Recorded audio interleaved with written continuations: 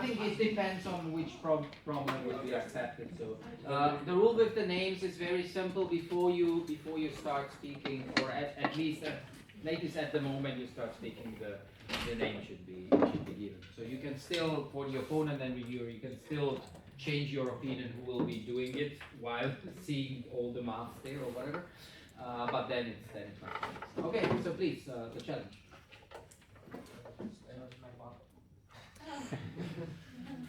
I'd like to challenge problem number 3. Lato.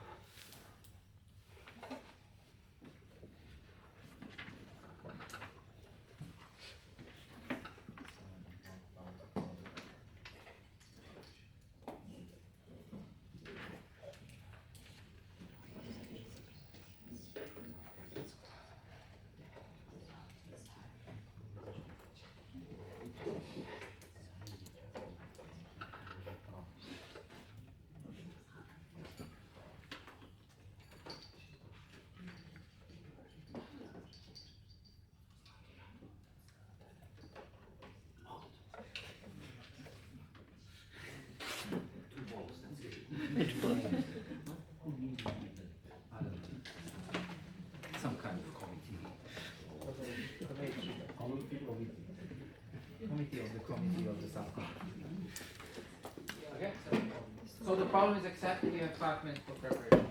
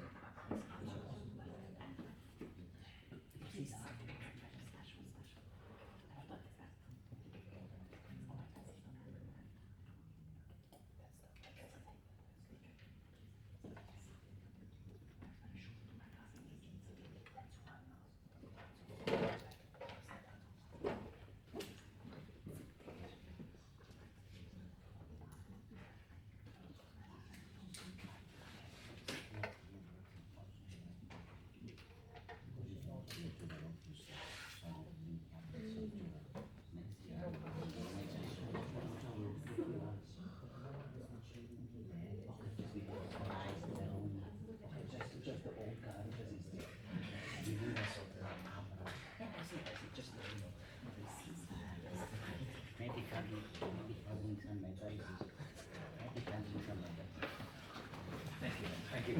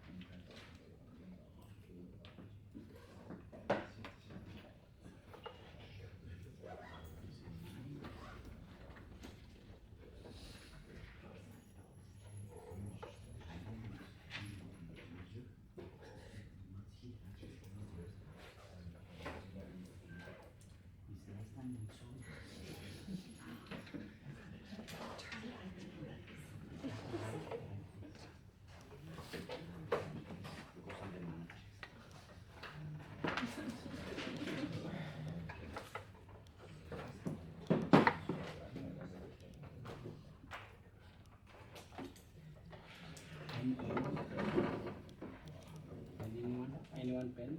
You need the pen or something? Because I'm the manager. We're good, thank you.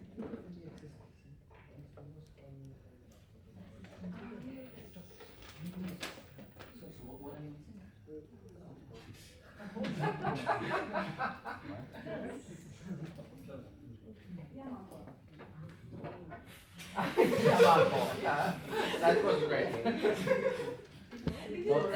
Top five smartest kids in Poland. You know that always search the woman. Fine, I'll take mine. Needs a lot of Yeah. Makes me feel better. do well. Yeah.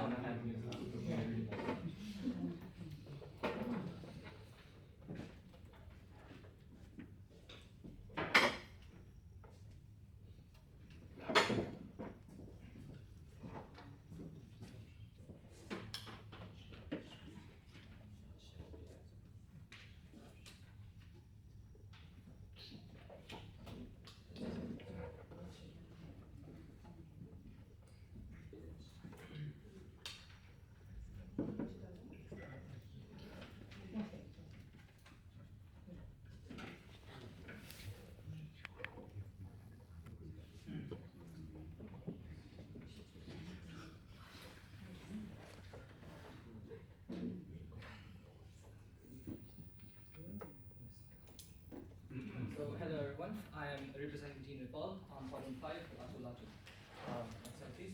So the problem statement is that we attach a ball to each end of the string and connect the center of the string to a pivot. When the pivot oscillates along the vertical direction, the ball starts to collide and oscillate with increasing amplitude. Investigate this phenomenon. So this is the overview of my presentation. Next slide. So introduction. So this is the experimental setup that we use. As you can see, we've used rulers stuck at the clamp in order to control the hand amplitude of oscillations, and we've used a string which was measured initially for the length, and balls of known mass and radius. Next slide. And we used Tracker, the computer vision tool, in order to measure angles and preferably the x direction horizontal displacement. Next slide. So this is the qualitative analysis. So in order to model the Latu Latu, we drop the suspension point from a y equals 0 position instantaneously with a certain height, and consider the collision of this if one of the balls with the next. Having labeled the impulses, the normal impulse, the tensile impulse, because the string becomes slacked, we can write the Newton's laws equations, so and so. Using the definition of the coefficient of restitution during the collision, we can relate the pre-collision and the post-collision velocities with this expression, theta being the angle made by the string with respect to the vertical during the collision. And combining all the results in our model, we come up with an expression relating to the iteration of the angular amplitude, theta I plus 1, at the ith iteration of the amplitude, with theta I, which is the angular amplitude before this iteration, before this collision. So this is the expression relating theta I plus 1 with theta I. As you can see, with our simplifying assumptions, we use the coefficient of restitution E, the length of the string, theta naught being the angle made by the string with the vertical during collision. And since we model the hand oscillation amplitude to be very fast, we also have a pseudo impulse term in the equation, YH prime, representing the derivative of the hand in the y direction with respect to time, averaged out. Next slide. So this is the whole model. We assume that the pivot is dropped instantaneously, the strings become slack, and the balls get into free fall. This is when the balls are at theta I. So we're going to find theta I. As the strings become slack, the balls fall down. The angle becomes theta 1 again, assuming complete symmetry. This ball has a velocity direction in the downward direction, since it's being pulled only by gravity. it has components along the string and perpendicular to the string. Along the string gets cancelled because of the tensile impulse, and perpendicular to the string gets added by because of further gravity torque written about that point in obviously the oscillating reference frame. We'll have these two balls collide, and using the definition of the coefficient of restitution and relating the pre-collision velocity during the collision and post-collision, we can obtain the post-collision. And right at the collision, we assume again the amplitude point is lifted upwards, since it's a very fast process, and we can find the next theta 2, the second iteration's angular amplitude with this. Next slide, please. So this we ran a simulation with the expression found in the previous slide relating theta I, theta I plus 1. As you can see, this in the amplitude growth phase over collisions, the amplitude grows and attains a steady value. So this is the amplitude growth, and as you can see, we've labeled the steps of how the amplitude growth went over. So the lato operates only at specific frequencies. Precisely speaking, only at frequency which is twice the frequency of the natural simple pendulum, assuming elastic collisions. So for our conditions of length, specifically it comes, the natural angular frequency is root g over L. G is the gravitational acceleration and L being the length of the string. We have twice that frequency at which it operates. At other frequencies, the amplitude is relatively low, and that is irrelevant. Next slide.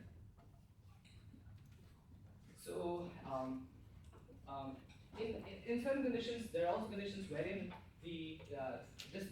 wherein the angle, or also from the angle, which we can derive the x direction horizontal displacement, also grows with a certain growth rate and attains a steady value, as is also shown by the theoretically obtained x direction displacement graph with respect to time. Next slide.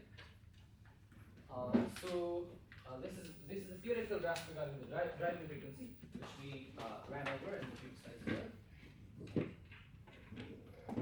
And this is the theoretical plot regarding the ball radius versus the amplitude, expression for which.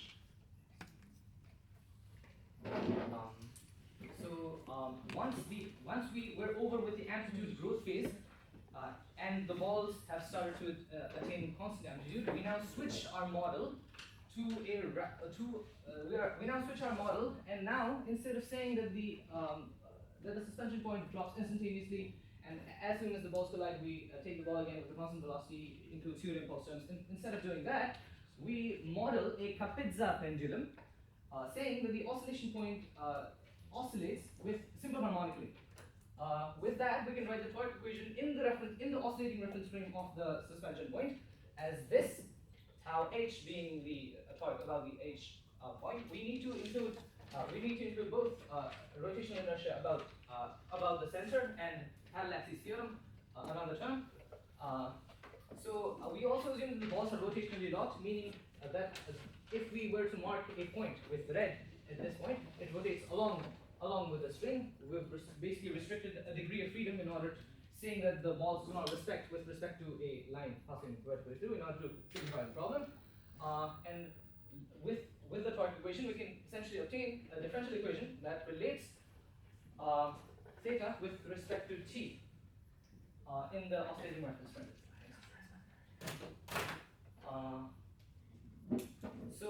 This is the expression that relates the collision velocities. This is the expression that relates the collision velocities, post-collision and pre-collision velocities with respect to the coefficient of restitution. Since we use balls that were fairly in the last equation, E was nearly equal to 1. In the differential equation that we saw in 2 slides back, where we obtained a second-order differential equation that related theta, that we could solve numerically rather to find theta varying as a function of time. We assume that theta is a superposition of these two angles, one with large amplitude slow variation and another beta with small amplitude fast variation. With those assumptions, beta being second order and its acceleration being large, and another assumption that the hand acceleration is much larger than g at most times. It allows us to simplify this whole the differential equation for theta solely in terms of the larger angular amplitude. And if you have a quick eye for integrals, you can see that we can simply integrate this expression in order to obtain the larger amplitude, which mostly comprises of theta, and obtain a concrete energy-like expression, which is this. So this expression relates the two angular velocities with respect to with the gravitational potential energy drop term, and we obtain a new energy term, which is the Latu-Latu energy term, which is depicted by that term over there. So if you were to solve this expression for maximum amplitude, as you can see, it is a quadratic equation for cosine of gamma. It depends upon the initial angular velocity at the collision, amplitude of the suspension point, and frequency of small oscillations of the suspension point as well. So simplifying that expression, this is the quadratic equation that gives us the maximum angular amplitude after the steady state has already been reached, and all the parameters have been labeled like this. And so we can see that there is a kinetic energy term, the gravitational potential energy term, and the Latu-Latu energy term. We also have a displacement time graph, and as you can see, the displacement gradually that has been obtained from an experiment having used the computer vision tool tracker. We can see that the amplitude does indeed grow and stabilizes around a constant length. Sorry. So this is yet another displacement time graph under these conditions. And so this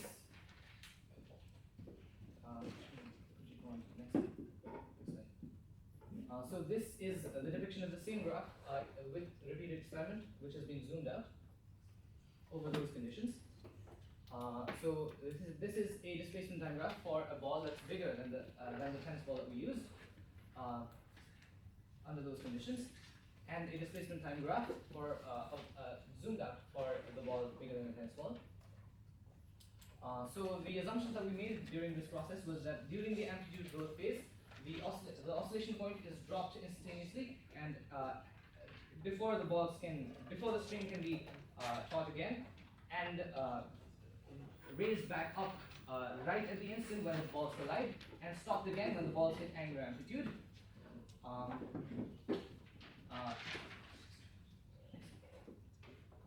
So in the experiments, we were not able to measure the hand amplitude with very accurate precision because we did not have an oscillator. So we used a ruler and a metronome for the frequency.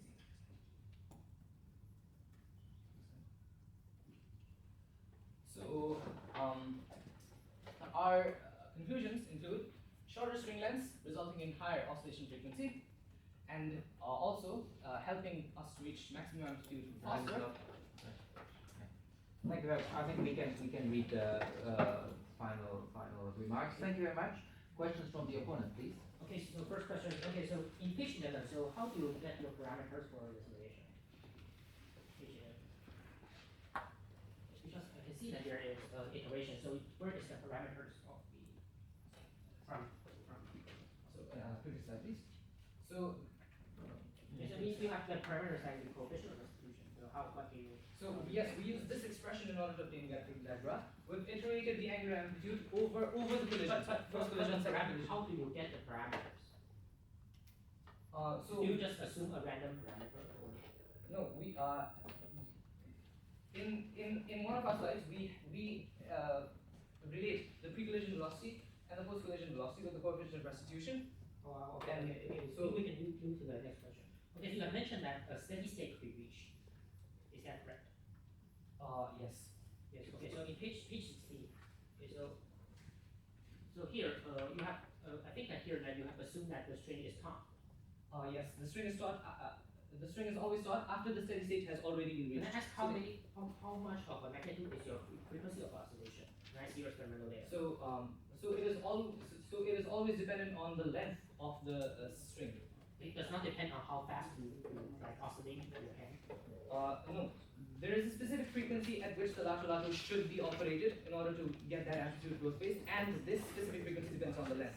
And Yes, of I course know, we can, I and know. of course we can set the hand amplitude So frequency by ourselves, I'm but then asking that about must the be considered. oscillation of the ball. The frequency depends on the oscillation of your hand, right? Yes, the frequency is Okay, so indeed page, the page frequency 20, of the okay, oscillation. turn to page 23. 23. Okay, I can see that in your experimental data, the point of collision actually changes. Can you explain why? Could you clarify your question again? Like, this is like the collision point, right? And I can see that it kind of changes. So that meaning that two Time sides up. of the Can I suggest you leave this one for the discussion? Maybe that will be easier. Thank you very much. Time for preparation of the appointment.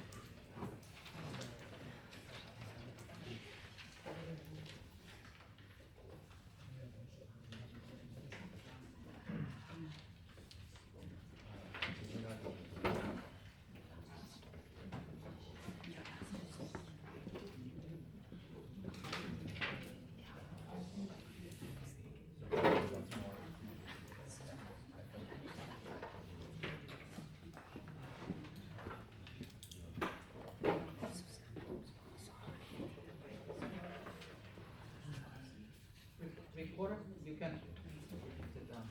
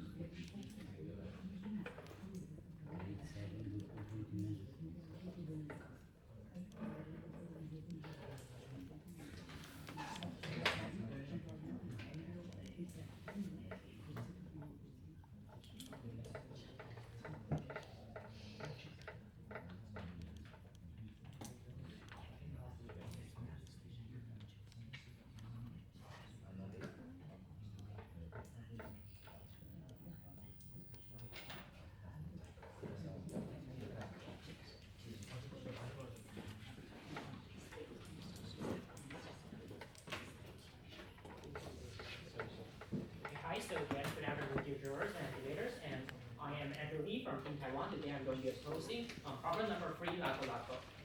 Okay, so first let's take a look at the problem statement. I think the problem statement mentioned that we need to attach a ball to each end of the string and connect the center of the string to a pivot, and we then oscillate the pivot and make the ball collide and oscillate with increasing amplitude. I think the key question here is why does the ball will exhibit the increasing amplitude, which I think they have some theoretical explanation, but they have no simplified intuitive explanation on what forces or how energy is inserted into the system. And I think that their equation of motion describing the system is pretty unclear. And though they have talked about some conditions of the string, they have not investigated the effect of the string conditions.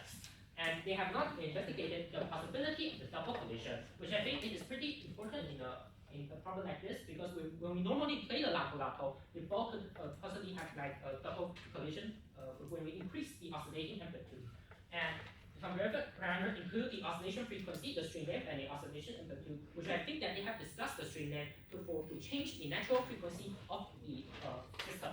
Okay, so first let's take at the report overview. In the observation, it ball collides and oscillates with increasing amplitude. They do not have a video. I can see from my experimental data that it is like this. And I think that they use the hand to oscillate, and they have the controlled amplitude by using the straws. And they said that the stable state could be reached that we have clarified in the short question section. And they have demonstrated a resonance in the system when the oscillating frequency reaches the two times the natural frequency. However, in other conditions where the stable state could be reached, I think that the pulse frequency will match the oscillating frequency of the hand. Okay, so next is their theoretical model. They use the pseudo impulse, which is the acceleration under the reference frame. However, I think that this is pretty inconsistent because they have talked about the string stacking and talking about the pseudo impulse. However, I think that the inertial frame will only apply when the string is not stacking and thus is rigid. And the Kapitasa pendulum will of course apply when the string is taut. However, I think that in their sections, I think they got their presentation a little bit mixed up. And in the elastic collision part, they have considered the coefficient of restitution, and they have done iterations of the collision where there are like the theta 1 and the theta 2. However, they lack the data and video for parameterization, and they have shown that the amplitude grows. However, I don't know where the parameters comes from. For example, the coefficient of restitution and the damping ratio. And for the experiment, they have done that the natural frequency influences the resonance with like different string lengths, and they have done a maximum amplitude of 140 degrees, which is part of their simulation results. And they say that maximum amplitude will match a quadratic equation. However, they did not explain what the physical meaning behind the equation. And the phase 2 and I think that the phase 2 could be reached by a sudden amplitude increase. So we can maybe discuss that later. So these are the discussion points. So first, I'd like to discuss about the jump resonance, where we like change the frequency when the ball oscillates, and I would like to look at the experimental data for that. And I maybe talk about some possible steady states. If you oscillate more quickly, there might be like multiple oscillations per collision. And we will also maybe talk about how can we make the phase 2, because when we're normally playing the lato-lato, we can see phase 2 occur. And also I can see a collision point oscillation in their data. So we can move on to the discussion. Okay, so first, can I see page 23 here? Page 23.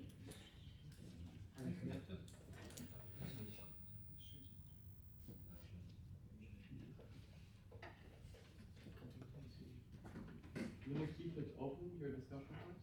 Yes, I want to keep it like this. Okay, page 23. 23. 23, and the next page. You can see that from your experimental data, like this, I think this is the collision points, right? Yes. Okay, so what is the X right here? Can you clarify it?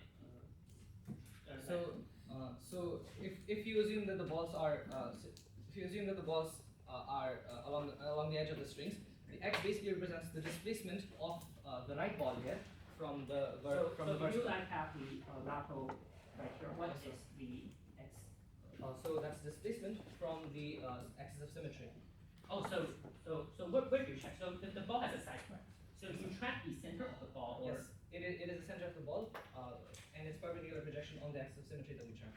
okay, so you like track the distance to. No, it's not the arc that we track. It is the perpendicular distance to the axis of Oh, the symmetry. vertical distance, right? Okay. Yes, it's the vertical Okay, I distance. can understand. I can see that. Okay, so this get close to 0, and this is due to the ball size, right?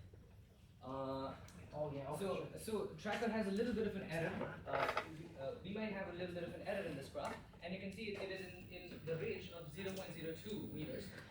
And it is because the tracker places points which might be in the order of the ball's radius. Well, And because the whole because the phenomenon when done by hand isn't exactly symmetric. yes. So I think the asymmetry is a very important part of the problem space. So when it like the collision you didn't consider it in your theory, right? But because it is not asymmetric, we could perhaps consider a center of mass in the ball, right? Yes, sir. And so if the center of mass maybe like oscillate like a normal pendulum. So as you can see from your data right here, there's like some oscillation that has more of a consistent frequency. Yeah, so maybe like this might be caused by the collision point oscillating of the center of mass. No, the collision point oscillations are due to random errors, and it cannot exactly. And what is your exact basis of saying that the center of mass can be modeled as a normal pendulum? That might not essentially be the case. You'd have to constrain it externally that the center of mass does indeed oscillate like a single pendulum. Well, I think that the But then this triangle would have to oscillate like a single pendulum as well, which is not. the collision point will like oscillate to like, No, the collision point is not exactly oscillating. It is that we have a slight error of about 0.02, as is clear from this well, graph. but this It's error because has of the this error has like it has like a consistent frequency, so I don't think that it could be characterized as an error. But we can move on to the next question. So you have mentioned that the amplitude will no longer increase when you like reach a certain point, right? Okay, so can I see your I think you have a simulation data on the amplitude increase. Yes. This is the data. This is the amplitude growth over the iteration. So this I represents the number of collisions. Yes, it represents the number of collisions. Sorry, 0. Okay, so here I think in your experiment that the maximum angle will reach a height of 140 degrees. Yes. Do you think that it will be possible if you do it by hand? Yes.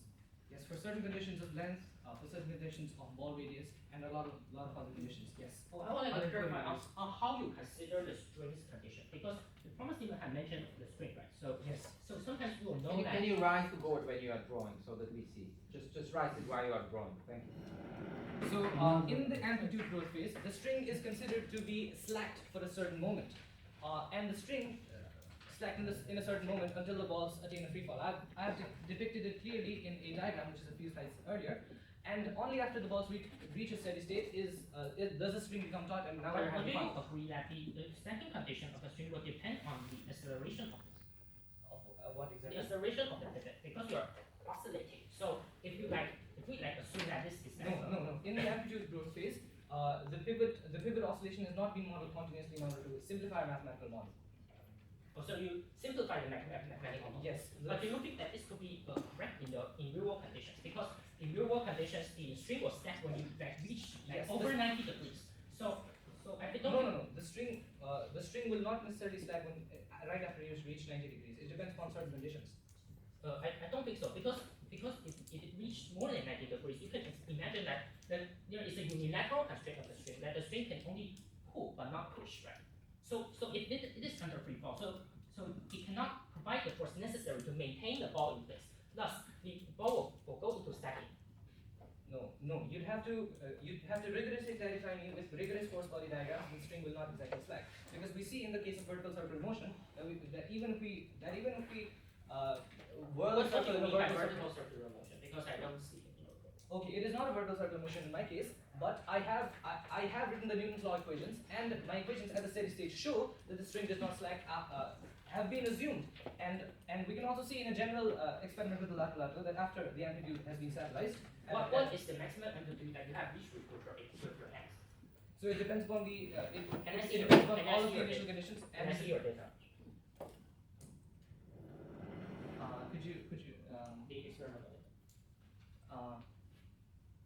so Yes, okay, so this is the horizontal displacement graph with respect to time.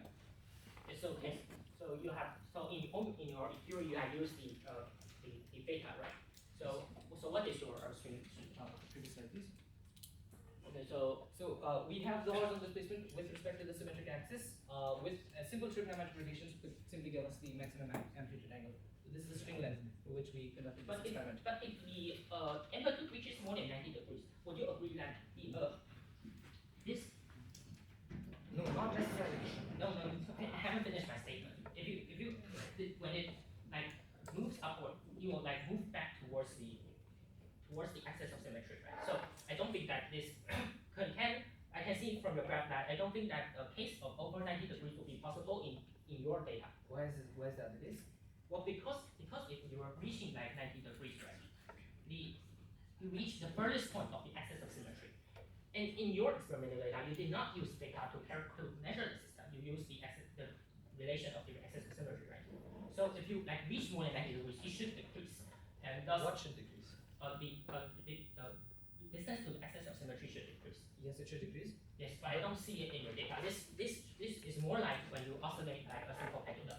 So it did not get over 90 degrees. If it get over 90 degrees, you will decrease back and then. So then that would mean that this graph represents the horizontal displacement which has been conducted under 90 degrees. In my simulation data, it does indeed exceed 180 degrees under the conditions that I have simulated my data in the previous graph. Okay, In the amplitude growth phase. Okay, so I think we can move on to the next question. So do you have done experiments on when the ball will have experienced a double collision? No, I have not considered the double collision Collision. Do you think that it might occur? Yes, it does definitely occur.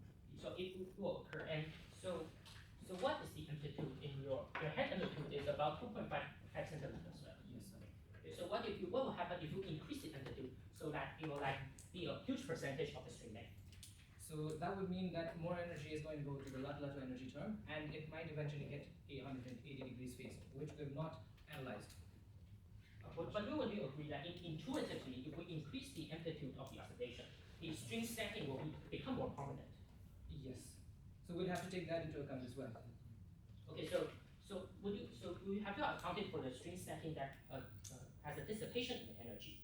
So as you can see, if your ball reaches to like free fall, right? Yes. Yes, and at free fall it is at the stacking condition, and here the force of the pivot cannot reach the ball. Thus, the work done here has been dissipated. And yes. So could you move on to the previous slide? So in the amplitude growth phase, I have indeed analyzed the string slacking condition. So I've clearly mentioned that amplitude growth is indeed because of string slacking and the relevant motion that is going to follow. After this, could you press the marker? So after the string, so if you consider a differential step in the process, so if you consider a differential step wherein the ball is at the angular amplitude, I've modeled that the hand speed is too large as compared to the ball speed. It's dropped instantaneously, because of which the balls do not change the position as much. The strings become slack. From this point, the strings will drop. Assume a state of free fall, as you mentioned. yes, but if the acceleration of the ball is larger than the acceleration of the pivot, then the string will not undergo stack. So the acceleration of the ball under the known gravity in the Earth's surface. So I think that you can write the relation of G and A omega squared. If you, Yes. I think that you have this equation, right? So do you A have omega squared is when the amplitude is oscillating simple harmonically. As I said earlier as well, it's not oscillating simple harmonically in my model, wherein I've assumed instantaneous displacement in the amplitude growth phase. After the amplitude has been stabilized, I've assumed a simple harmonic motion oscillation. Sorry, guys. Time's up. We still have 1 minute to sum up the discussion. Okay, so for the summary of the discussion, we have talked about the maximum amplitude, and which in their simulation results, the maximum amplitude can reach like 140 degrees. However, I don't think that will be possible if you like do it by hand, because it is clearly that when the ball reaches to an amplitude more than 90 degrees, you'll experience a string stack, and the stacking will make the stacking of the loose string will happen when it reaches like more than 90 degrees. And I think the data from the reporter basically proves my point, and due to them not having characterizing the parameters of the simulation, I can't really sure on what they are saying. The stacking condition will be consistent. So, and next we talked about the two collisions. So I think that it can occur, but however they have not investigated, and we have discussed on the string stacking will cause more energy loss, and the work done will be dissipated. Thus, we'll have less amplitude. And we have also talked about the collision point oscillations. They think that it is error. However, I think that because of persistent frequency, it is an asymmetric collision Time is up. on the center of mass. Thank you. Thank you very much. Questions from the reviewer, please. Reporter, how constant is your oscillation frequency when you oscillate by hand? So we've actually used a metronome in order to with the metronome beats and synchronize our hand oscillation frequency. for a Okay, given thank you. And does it exactly follow the harmonic oscillator approximation, or? The harmonic oscillator approximation is in order to simplify the model after the amplitude has been stabilized. Okay, thank you.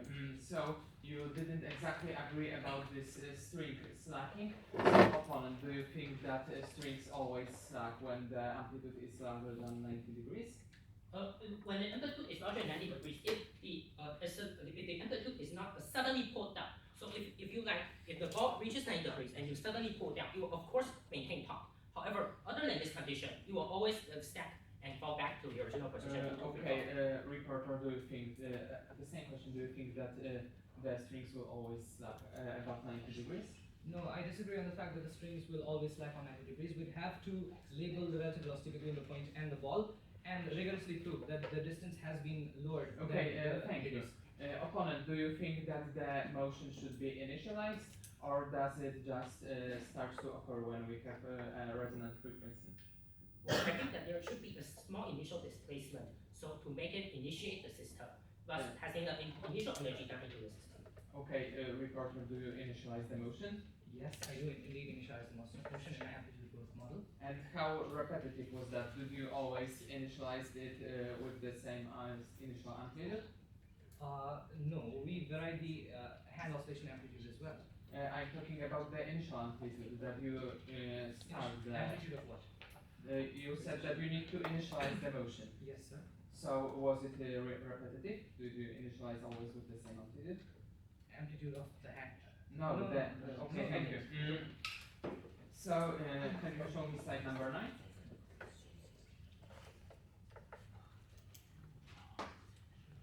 Nine. So you have some terms with intervals. What exactly are those terms?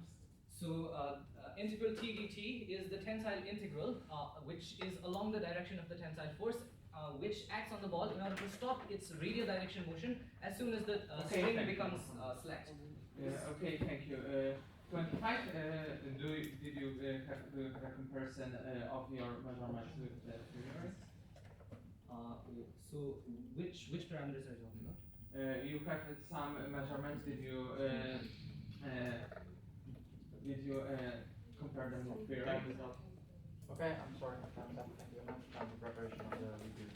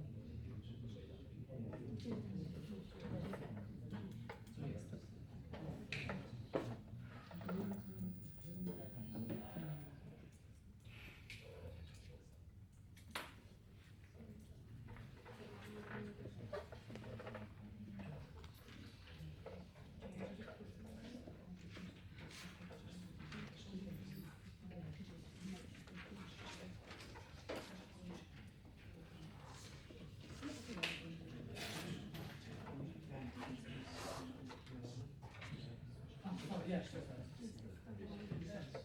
I don't have the path.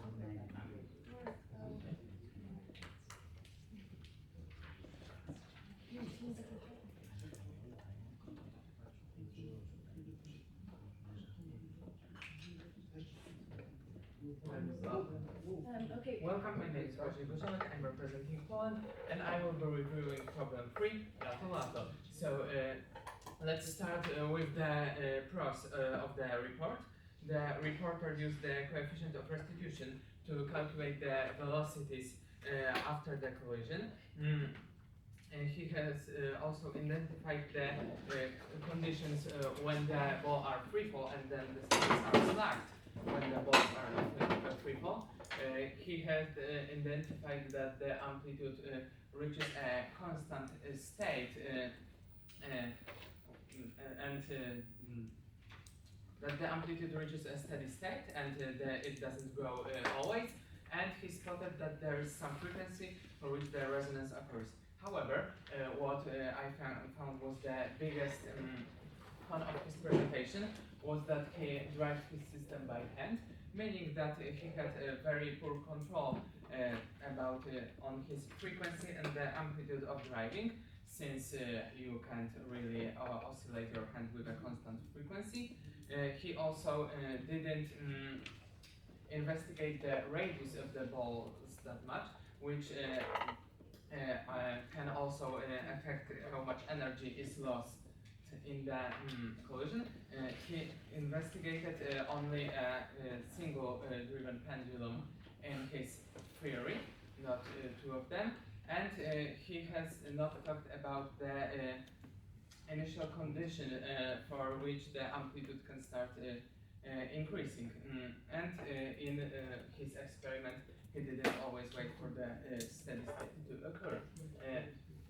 What I found were the pros of the opposition was that the opponent asked about how the coefficient of restitution was determined.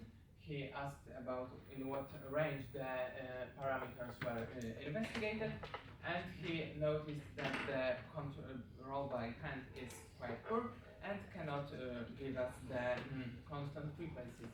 What I found were the cons of the opposition was that the opponent focused on the double collision, which is not the most relevant thing in the phenomenon,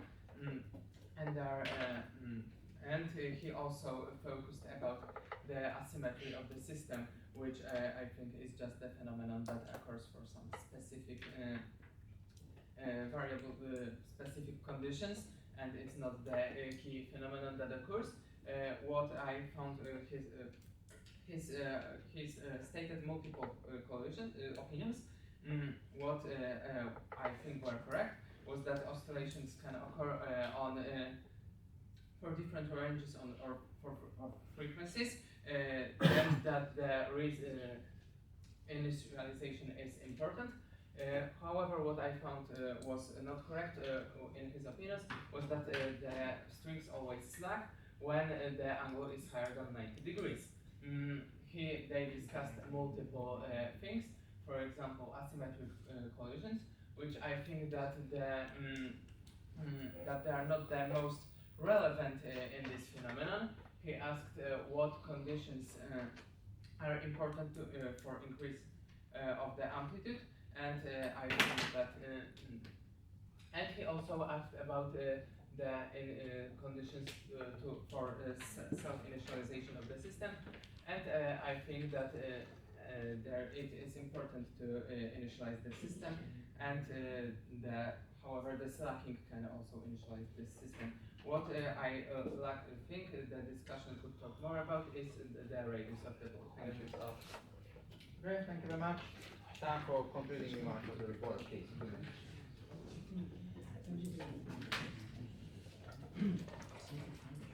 So the opponent had a view that the string necessarily stack above 90 degrees. I do not necessarily agree with his remarks, as I'd like to see a rigorous proof of how that is the case. Second, the reviewer mentioned that the ball thread have not been considered. So I have clearly depicted in my theory slides that I have changed the ball thread eye, and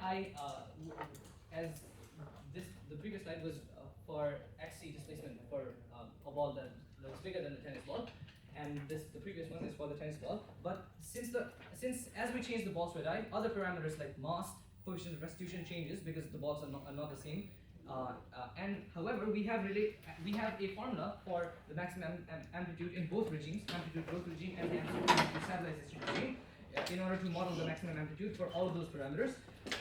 Next, constant frequency was maintained with the help of a metronome, which was specific for the specific length of the string plus the small radius. Next, the reviewer stated how the asymmetry occurs. Because of asymmetry occurs, I agree on the fact that asymmetry is because of random errors that are on the experiment. And for frequency, in order to receive the maximum amplitude, so we have considered an experiment where we vary the hand oscillation frequency with a metronome, wherein we only obtained a maximum amplitude for one oscillation frequency. The amplitude increase formula based on the initial conditions of hand amplitude, initial conditions of frequency, is all that in the frequency growth regime. In the amplitude growth regime, for which I have presented simulated data, as well as the amplitude maximum value is also present as a rigorous expression in the amplitude stabilized regime. Okay, thank you very much. Question from the, yeah, please, Patrick. Can you put back the PowerPoint? Do I see it correctly that your maximum amplitude is around 4 centimeters? Can we see the slide, please? Okay.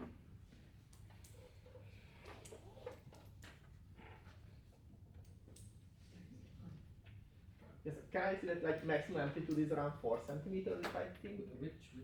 Like the top one which should show the amplitude. Like what is the maximum amplitude? So this is, Five. so Yes, this is the 5. yes, 4 centimeters horizontal displacement. Yes. Okay, for this, a quick question. Why the ball radius is plus minus half a centimeter? We've used a scale in order to measure the ball radius, of which the least count was Half a centimeter.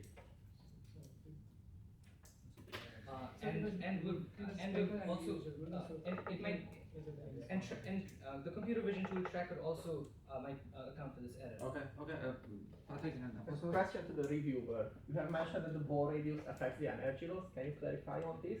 Okay, so quickly. when the balls collide, their collision is not central because their velocities are not parallel to the ground, they are pointed downward. And when we have a bigger ball, the angle between them would be higher during the collision. So the velocities would point more downward. So the velocity that just reflects is just the horizontal component of this velocity, and the downward component. Covered me, so move on, please. Okay, so I think it's slide 19. Could you show me 19? Yeah, that one. So just very quickly. So the theta is an angle. So this is in radians. Like I'm just asking about the dimensions. So sir, we're very sorry. We've missed a time derivative term about both of these data. We're very apologetic for that. So it's not correct. So this you moment. just we put a dot above the theta. It represents the angular velocity. Okay. We're very sorry for that. You put in the rotational inertia about the hinge to the other side. Oh, it's fine. It's fine. I was missing the second on the left hand side. Patrick. Can you go to slide 12? You say that you have the slide 12. 1, 2, 12. Yeah, here you have the theoretical prediction. How do you know, like, what do you put into the theory to get this perfect agreement? And especially why it's so like sharply shaped, the theory? Yes. So it is sharply shaped because we've modeled only discrete points in frequency. So we use a metronome in order to adjust the hand frequency, and a metronome is in beats per second. We convert it into beats per minute. We converted it into hertz, which is beats per second. And for we actually connected the points, which is why you see this straight line. So if we ignore the points, this line comes from a theoretical prediction that the oscillation frequency is indeed twice of the natural angular frequency, which we did for a particular value of a length. Any other question?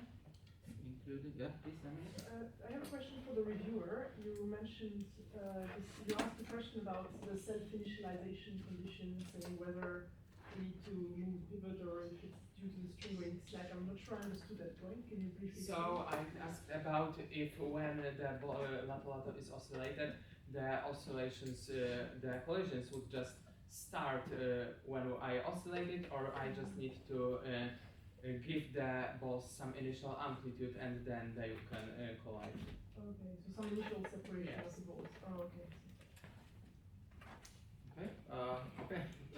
Please then we give a chance to Ryan. Okay. Could you go back to slide number 25? Yes.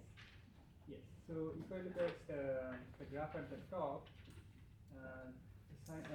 the velocity changes suddenly at the maxima. Like if you look at like, could you explain why is it that way? Like there is a sharp change of the displacement when it is at its maximum. That's what he's the one. So this is actually the track data for the left ball. Because we model the origin somewhere along the symmetric axis, the left ball's collision point is actually towards the right. So it's actually seen Okay, for so the left ball. thank you very much once again. So it's time for grading. Please this time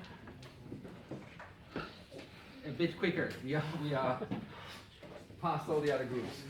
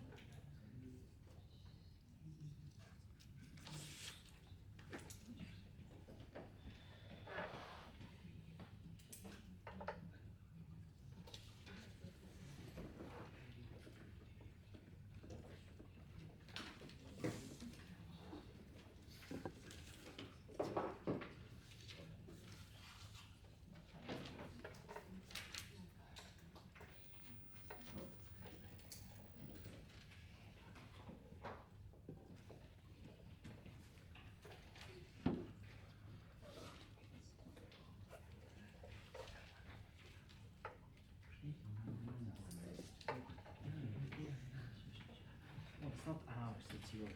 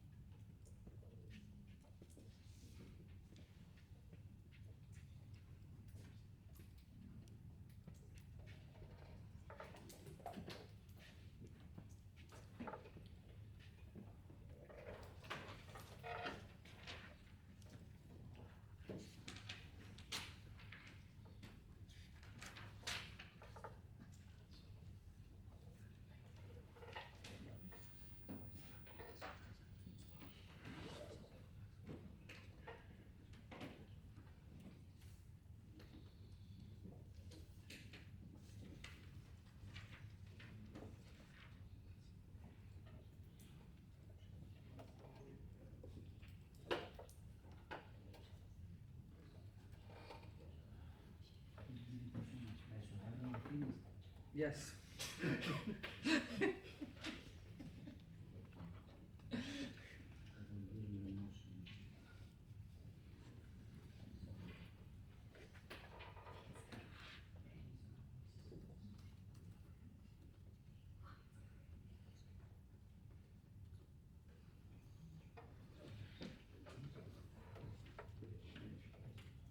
Yes.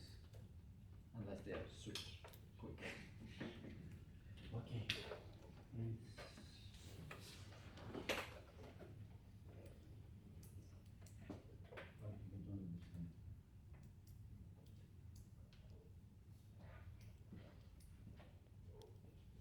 Okay. So let's have the grades for the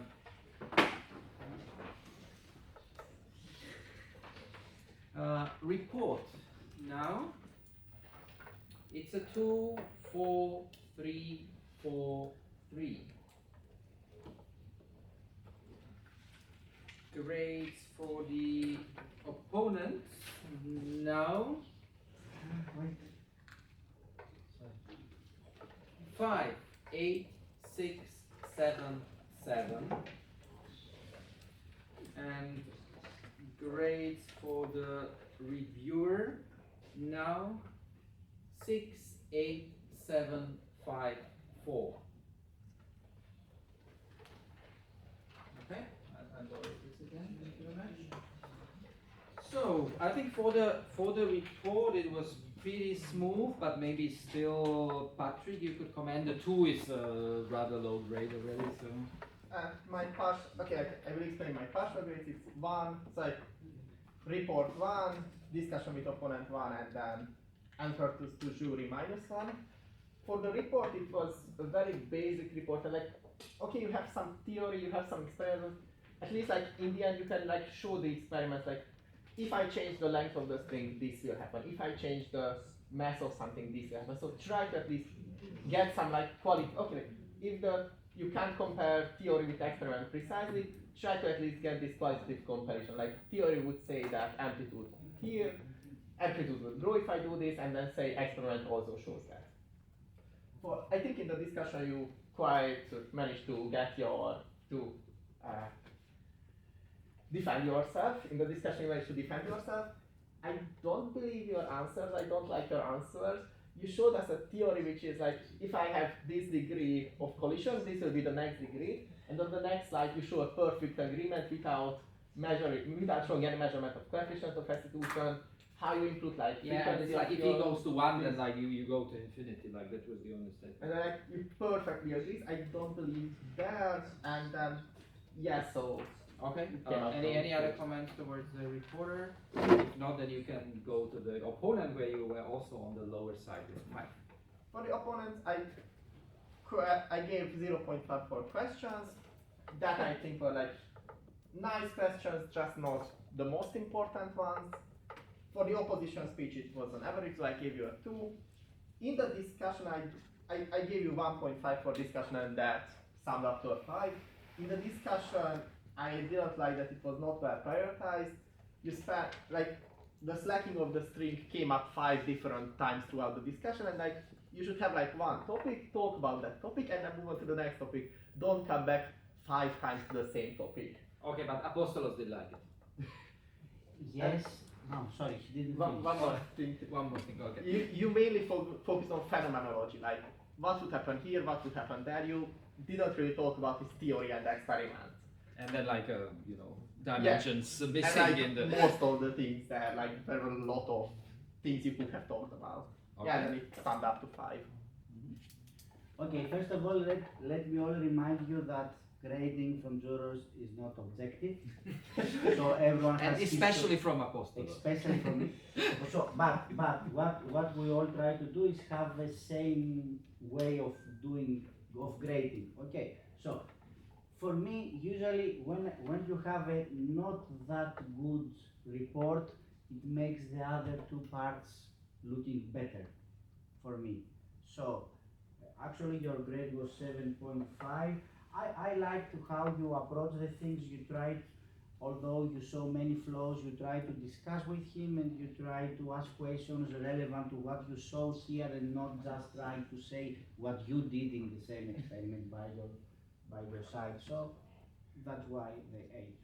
Okay, and you can continue with the 8. And also for Poland, okay, for me for the review, you know, I always keep a lot of notes here, and especially for the role of the review, when I agree what I write here, if you tell this, then it's perfect for me.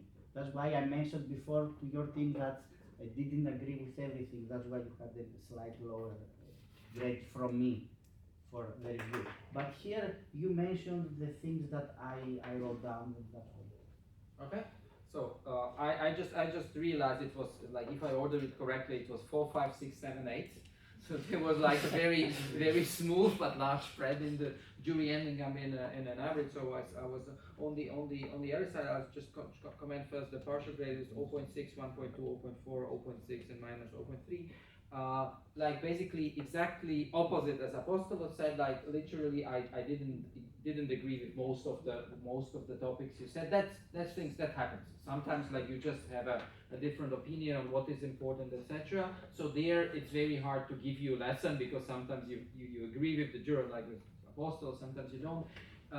One take-home message for me would be maybe, focusing on less of the points, because that's something we always, like stress that, like, again, you had like a lot of points and with a very, say, varied quality. Some of them were relevant, but sometimes they were kind of like, hidden into a forest of less relevant things. So from my point of view, the review should more like focus on relevant things. And yeah, the same thing if you have like a dimensional problem in the formula, that's something that should be like pointed out by the reviewer, because like a wrong formula can lead to correct results.